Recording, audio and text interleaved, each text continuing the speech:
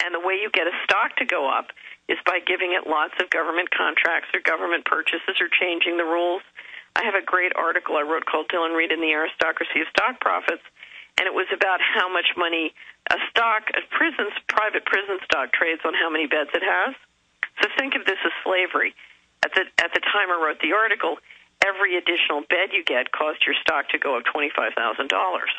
So the more, if you can pass a law that says, mandated sentences are longer, the stocks will go up just on the passage of the law, anticipating the additional. And the average American doesn't know that big banks that own and control prison complexes openly come in and give money to build more prisons, to lobby with your tax money to build the prison that they then make the profit off of, and they lobby to pass more laws. And it's the alcohol and cigarette lobbies that kill more than anybody who are the biggest lobbyists for the drug war.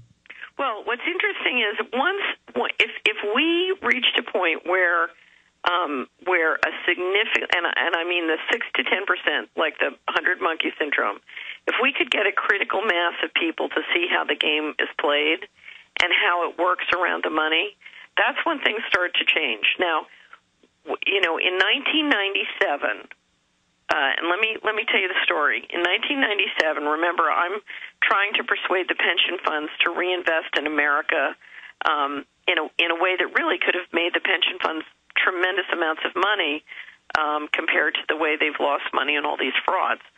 So in 1997, I had a wonderful board of pension fund leaders, including the president of the CalPERS, which is the largest pension fund in the country, and I gave them my presentation of how we could reinvest in America in a way that would make a lot of money for the pension funds.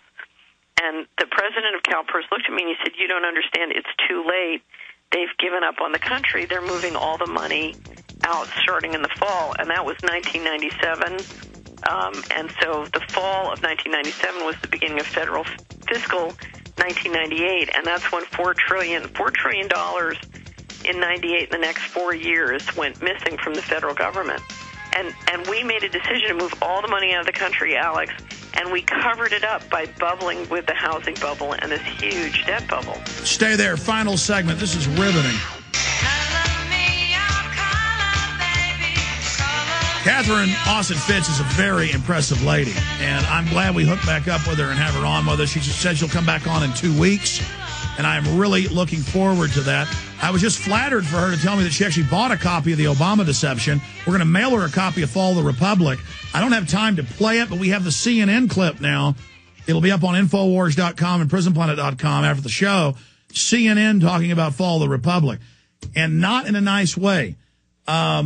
Again, CBS News, Jerusalem Post, a whole bunch of mainstream publications said that I'm incredibly influential, dangerous, charismatic. What was one quote? Incredibly popular. And believe me, I don't like this as a power trip. I know it's dangerous going up against these folks. Catherine, what does it mean, though? Because on the street, you were just saying during the break, people are saying we're mainstream now. I mean, people are really listening to us. We're going from being kind of cutting edge to being passé in a way. But, I mean, does that creep you out to know that the system is going from being arrogant about us to now actually sitting up and going, danger, Will Robinson? I mean, I see them putting out alarm flares. Well, remember, the corporate media will always shift to protect its channel. So what happens is, you do something wonderful, and it starts to draw a lot of interest and support, and they will suddenly shift to try and co-opt that audience back in something that's, like but not the same thing. But don't they know that's not going to work anymore because they've lost all credibility?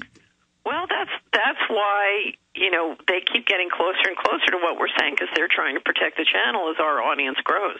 What was Obama, because we talked during a break, what is Obama all about? Who is Obama?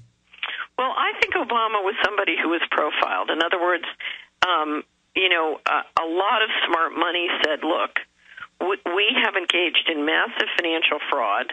This thing is a bubble, and essentially we're going to pump and dump it. But on the dump, if we don't do something, we are really going to have trouble maintaining control.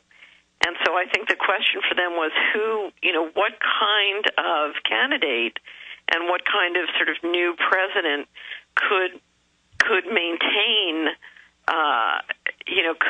the control. Because remember, what you always want to do is present people with a style choice that makes them feel good, so you don't have to give them any money. What is happening is we're fundamentally renegotiating the relationship between labor and capital, and they needed somebody who could consolidate their position.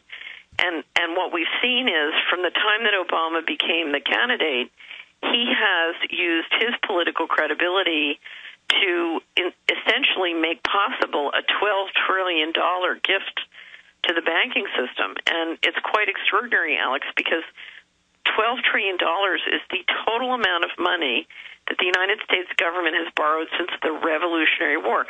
So that includes paying for World War II, World War I, Vietnam, and that amount of money we've gifted to the banking system. Now, that's probably the most impressive political feat in the history of the planet. It's incredible.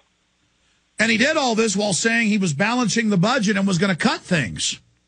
Well, what's amazing is because there's so many people who I see still supporting Obama because they can't fathom that the president is a fashion statement as opposed to a real manager of power. Solari.com, a lot of great investment information there. So much to offer, Solari.com. Catherine Austin Fitts, I look forward to having you back on in 2 weeks. Have a great